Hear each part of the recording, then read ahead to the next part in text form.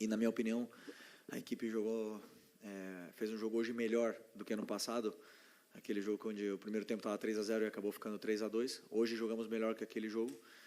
Porém, não conseguimos concretizar as nossas oportunidades de gol. Eles tiveram um contra-ataque, fizeram, né? E depois tiveram alguma outra possibilidade de contra-ataque, mas, como eu sempre digo, nós escolhemos a forma de jogar e nem sempre vamos ganhar, mas essa é a forma que eu quero, esse é o estilo que eu quero ver meu time, pressionando, deixando o adversário em dificuldades, que o adversário não consiga tirar a bola do Flamengo, que nós sejamos os protagonistas do jogo. Depois dependeremos, né, da bola entrar muitas vezes ou não, ou desses detalhes que são micro, mas que, claro, que temos muitas coisas para corrigir, como todos os jogos. Felipe, boa noite. Emanuele Ribeiro, do GE. Globo. Como você disse, o Flamengo dominou, criou mais chances, poderia ter saído com a vitória hoje aqui, mas também, do outro lado, tinha um adversário que montou uma estratégia que foi para buscar esse ponto também. O Inter tirou o Flamengo do conforto ali, claro, que em alguns momentos no primeiro tempo, principalmente com a marcação, né? E a gente viu, Felipe, o Flamengo sentindo a falta desse jogador de criação no meio campo. O Rascaeta, como você disse, está lesionado, o Gerson também não pôde vir para o jogo hoje, que é um jogador que poderia dar mais força física para o Flamengo ali pelo lado. Sem o Arrascaeta, o Alcaraz emprestado, como que o Flamengo vai buscar uma solução para essa criação ali no meio de campo? O que você acha que dá para fazer no elenco? Hoje você foi com 4 atacantes para o jogo, mas o que você acha que dá para fazer com esse elenco nessa questão do meio campo ali? Estou bem servido. Tinha inúmeras possibilidades para começar o jogo. É verdade que a data FIFA é complicada, porque os jogadores chegam, por exemplo, o exemplo do Plata chegou com 2 jogos 90 minutos e com duas viagens de 7 ou 8 horas, né? Então, chegou sem condição de jogo. Gerson, Rascaeta, todos esses. Mas quando falta um jogador, a gente sente falta. Claro que sente falta. Sentimos falta do Vinha, sentimos falta do Pedro, sentimos falta de todos os jogadores, porque o grupo todo disponível é mais forte. Quando falta uma peça, é uma peça a menos que nós temos para poder vencer. Mas os jogadores que entraram em campo, eu estava com plena convicção de que iam fazer um grande jogo, que iam fazer tudo o que o treinador pedisse para eles, e eles fizeram. É verdade que não tinham jogado juntos ainda, e alguns até em funções um pouco diferentes, mas que fizeram perfeitamente. E você bem disse, diante de um grande adversário, que não veio para empatar. O Inter veio para vencer o jogo. E veio para tentar tirar a bola do Flamengo e ser protagonista, e sair jogando, mas não conseguiram. E a gente conseguiu colocar o Inter defendendo em bloco baixo, na área deles, e ter que se fechar. Isso é mérito do jogo de hoje, desses jogadores. Tivemos a chance de fazer, não fizemos, porém, o futebol é assim mesmo. E sobre a criação, como eu falei, tem outras formas de conseguir fazer o time ter essa criação. Aliás, hoje não foi um problema, porque criamos chances de gol. Felipe, Raíza Simplício aqui da Gol Brasil e da revista Placar. Você falou sobre o Flamengo ter criado, realmente criou várias oportunidades hoje, acabou não conseguindo fazer os gols. Você citou também algumas coisas que tem que melhorar e etc. Essa questão da pontaria seria algo que o Flamengo precisa melhorar? Durante o Campeonato Carioca também o Flamengo teve muito volume de jogo e em alguns jogos, né, não conseguiu converter. E rapidinho, Rodrigo, não me mata, mas é só para entender se você conta com o Pedro já nesse mês de abril, no final do mês, por exemplo, como é que está essa situação? Que dia é hoje? Março ou abril? 29 de março. 29 de março? Não, sim. Pedro, contamos com o Pedro em abril. Se nada acontecer fora do previsto, né, porque ele está na fase aí final da recuperação dele, esperamos ter o Pedro em campo ainda em abril. E sobre a pontaria, assim, obviamente que os atacantes vivem de números de gols e durante a temporada passam por altos e baixos, né, nesse quesito tá fino na frente do goleiro, tá frio e tá mais gelado, né? Esses atacantes precisam desses gols para se soltar e poder criar. Então vão ter dias que assim a bola não vai entrar, como foi hoje, que o Juninho teve 2 ou 3 chances. O Wallace também teve duas chances, se eu não me engano. Não lembro se o Bruno teve alguma, mas eles vão ter chances e vão ter dias que eles vão converter até as mais difíceis e vão ter dias que as fáceis não vão entrar. Isso é totalmente do futebol. E claro que depois os números, cada atacante tem o seu. Tem atacante que acaba o ano com 50 gols e tem atacante que acaba o ano com 12, ou com 10 ou com 5. Então isso é muito natural dos jogadores de frente, e o que eu como treinador posso fazer é, como eu sempre falo, levar eles até essa zona, tentar com que eles tenham essas oportunidades de gol e convertam, né? E dar treino para eles e soluções para eles poderem melhorar a pontaria, mas não me preocupa. Felipe, boa noite. Natália, Rádio Roquete Pinto e também Damas do Esporte. A gente viu o Wallace Ian entrando, né, no segundo tempo e dando muita movimentação de jogo, né? Ele teve ali oportunidades até mesmo de ampliar o placar. Ele é um jogador jovem que veio da base, você vem utilizando ele, acabou sendo o artilheiro do Flamengo no Campeonato Carioca. Eu queria saber como você enxerga o potencial dele, o futuro dele dentro dessa temporada. O Wallace é um jogador que tem muita ambição, tem muita vontade de vencer, e quando ele entra no campo a gente nota isso, né? Ele faz até mais do que às vezes a gente pede. Conheço muito bem ele, vem melhorando muito, vem treinando muito bem, e me dá confiança nos treinos de que eu posso contar com ele. E hoje demonstrou isso, que ele é um jogador importante no plantel, né? Aqui mais uma peça de ataque que nós temos e que o Flamengo fabricou. Então conto com ele, é um jogador importante para mim. E se não tiver minutos aqui, vai ter minutos no sub-20, porque ele precisa continuar se desenvolvendo, mas, por exemplo, quando na falta dos atacantes, é um jogador confiável e perigoso na parte ofensiva. Boa noite, Felipe. Alana Fonseca, da Mosaico. Então, hoje você enfrentou um adversário que ele utilizou uma linha de 5 muito bem montada. E, como você falou, veio para ganhar, acabou levando empate. E eu queria também entender se a substituição que você colocou, Cebolinha em Plata, foi realmente com o intuito de abrir mais o campo e buscar o resultado. Desculpa, hoje eu estou com a garganta. A primeira pergunta foi? Porque o Inter estava usando a linha de 5. Sim. Então, o Inter não joga com linha de 5, né? Mas hoje jogaram com linha de 5. E, às vezes, o treinador não prevê, não espera essas mudanças, né? Mas, com as peças que a gente tinha no campo, conseguimos nos readaptarmos rápido e tentar fazer essas chances para poder vencer o jogo. E o Inter fez isso ano passado aqui, no jogo. O Fernando ele tem esse costume de entrar na linha para defender com a linha de 5, e no segundo tempo ele ficou, do ano passado, tá? Ele ficou já desde o começo do segundo tempo nessa linha de 5 para parar esse nosso ataque. Uma escolha do treinador adversário, nosso time se adaptou rápido e bem sobre essa situação, e fomos dominantes, né, dominadores do jogo, mas não posso estar aqui falando, né, porque não ganhamos o jogo, mas eu não analiso o resultado, eu analiso o que eu vi no campo. E o o campo me diz é que dominamos o encontro, infelizmente não conseguimos o resultado. E desculpa, a outra. Não, então tentei colocar jogadores que também estão muito bem, estão treinando com o Cebolinha treinou a semana inteira, treinou bem, e o Michael, como eu estava pedindo para ele jogar por dentro, e aí eu imaginei que já estava também cansado, está voltando de lesão. Uma lesão grande, quis também dar esses minutos para ele, e acreditava que a entrada do Cebolinha ia potencializar mais o nosso ataque, e entrou bem. E o Plata, como eu falei, chegou exausto da viagem, não tinha condição de jogo, né? Foi recomendado que ele não jogasse.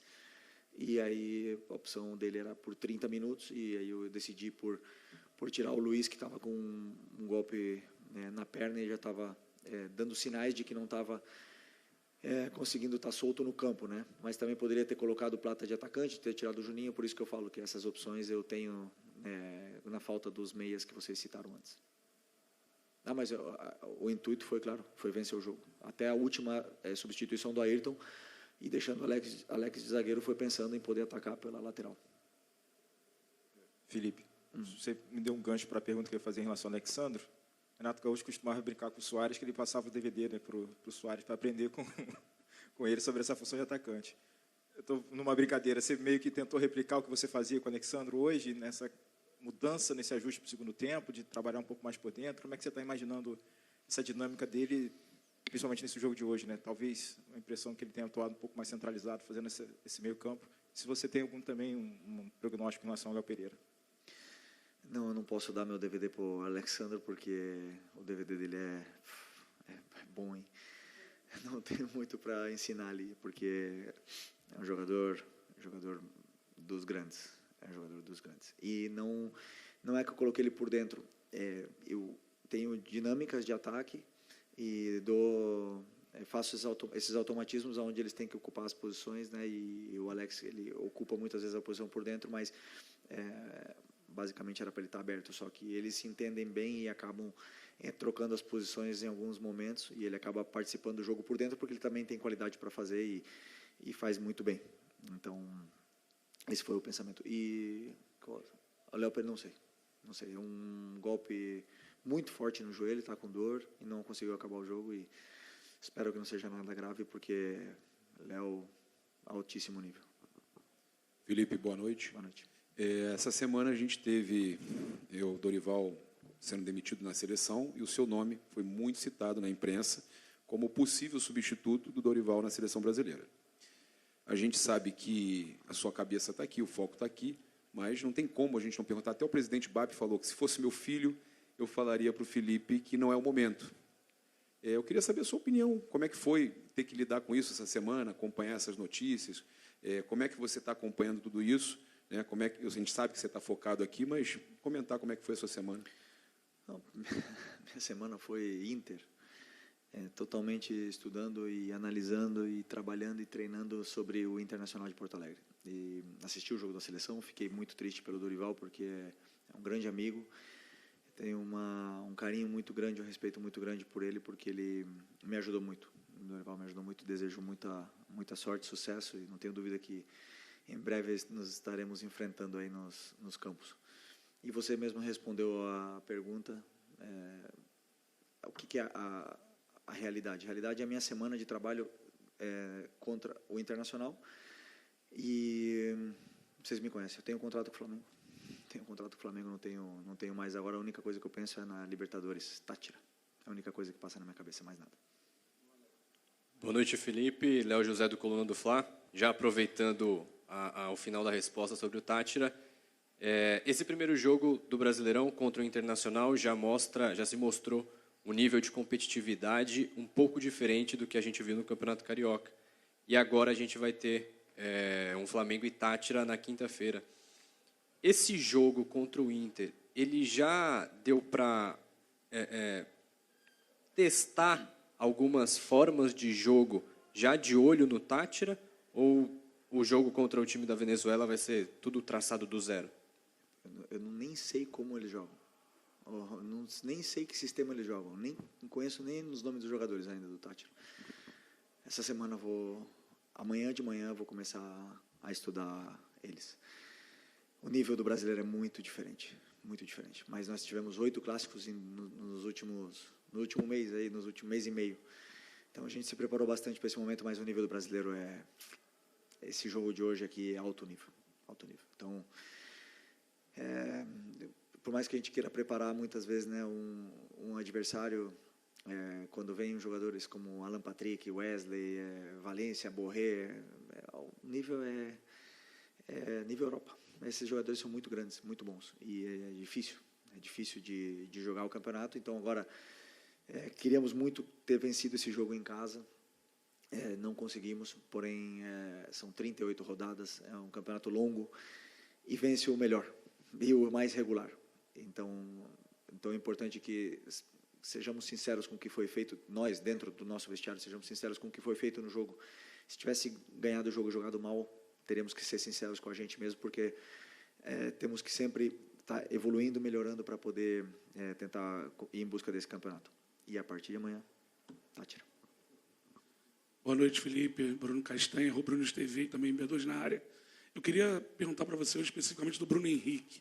O Bruno Henrique hoje jogou numa outra função diferente, mais como meio, jogando atrás do Juninho, com bola e também sem bola na marcação e não na primeira linha, ele também marcando o Fernando, principalmente no primeiro tempo, nessa série de bola. Eu queria que você falasse para mim o que você pensou em relação ao Bruno Henrique nessa posição. Obrigado.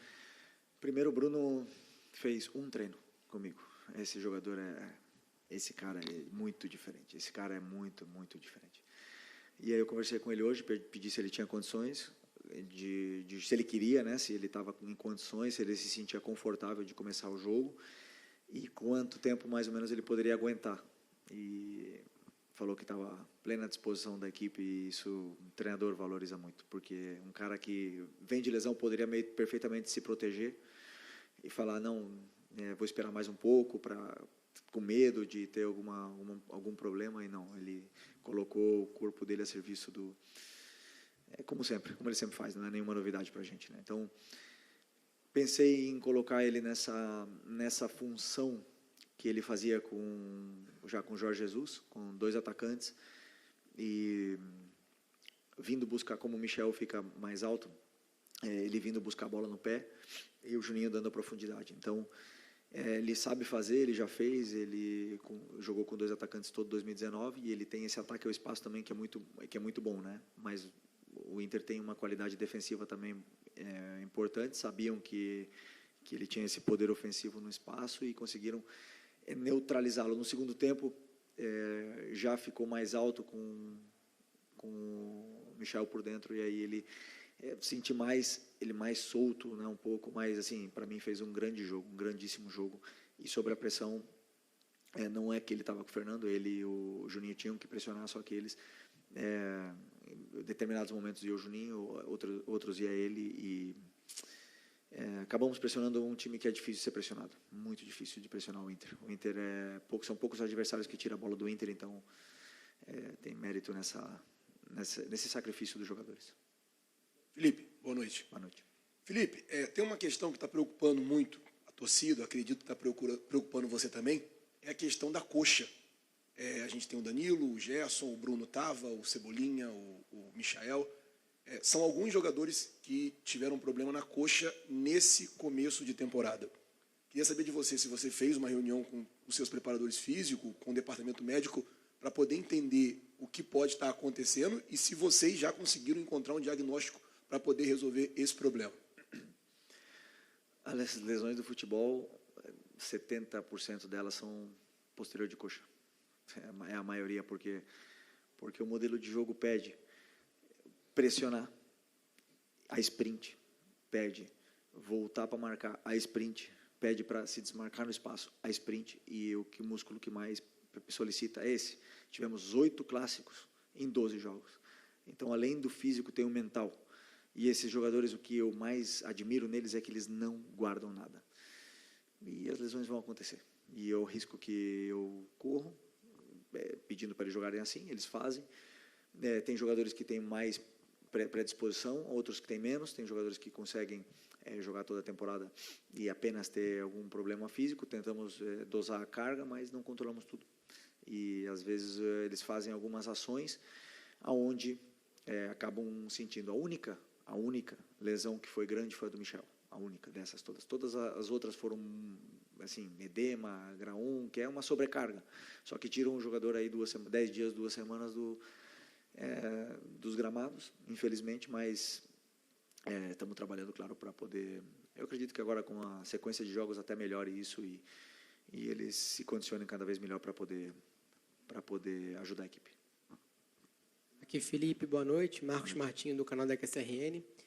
Você comentou sobre que qualquer desfalque realmente enfraquece a equipe. O Flamengo sente a falta do Vinha, do Pedro, e hoje sentiu, acho que, principalmente as ausências do Gerson e do Arrascaeta, que são os principais meios de criação do Flamengo atualmente no plantel. Você identifica ou considera que o Flamengo talvez necessite de mais meias com essas características no plantel para poder repor as ausências deles? O que eu posso te dizer é que o Flamengo precisa e está fazendo, estar atento sempre ao mercado para poder sempre trazer aqui jogadores nível Flamengo, para poder levar mais ainda o nível da equipe. Não só estamos olhando meias, nós estamos olhando volantes, zagueiros, laterais, meias, atacantes, pontas em todas as posições para poder sempre elevar o nível da equipe. E posso te garantir que estão trabalhando muito bem, né? muitas horas. Mas, como eu falei para vocês também, que dentro desse próprio elenco estamos bem servidos. Felipe, Fábio Barcelos, Família da Nação, boa noite. No ano passado, o Flamengo venceu o Campeonato Carioca e a temporada seguinte, né, aliás, a mesma temporada, o restante das competições não foi bom. De que maneira você vai trabalhar a mente, o mental desses jogadores para dizer para eles o que você dizia durante o Campeonato Carioca, que a temporada começa nesse momento, agora, que o Campeonato Carioca foi só uma pré-temporada? Ano passado ganhamos o Carioca e não ganharam, né, o Brasileiro, ganhamos a Copa do Brasil. Em 2019 ganhou o Carioca e ganhou o Brasileiro e Libertadores. Em 2020 ganhou o Carioca e o Brasileiro. Em 2021 não ganhamos nada. Então, assim, cada ano tem um ano diferente, não tem nada, mas o que eu falo para eles é justamente isso. Agora começou a temporada para a gente. Por incrível que pareça, 8 clássicos, 2 finais, tudo isso, e o ano começa agora. Então já tem jogadores aqui, já tem um desgaste grande de seleção, de sequência de jogos, e o ano começa hoje.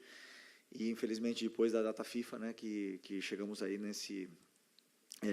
que não é fácil jogar depois da data FIFA, porque os jogadores estiveram se alimentando de um modelo diferente durante 2 semanas, e vão chegar aqui agora e jogar do jeito que a gente joga. Não é nada fácil. Então, tem muita coisa boa, e o que eu mais sinto é essa ambição que os jogadores têm de conquistar esse campeonato. E isso o treinador percebe. Eu sinto no dia a dia, na maneira deles trabalharem. Então, por isso que o ambiente está tão bom. Obrigado, boa noite, pessoal.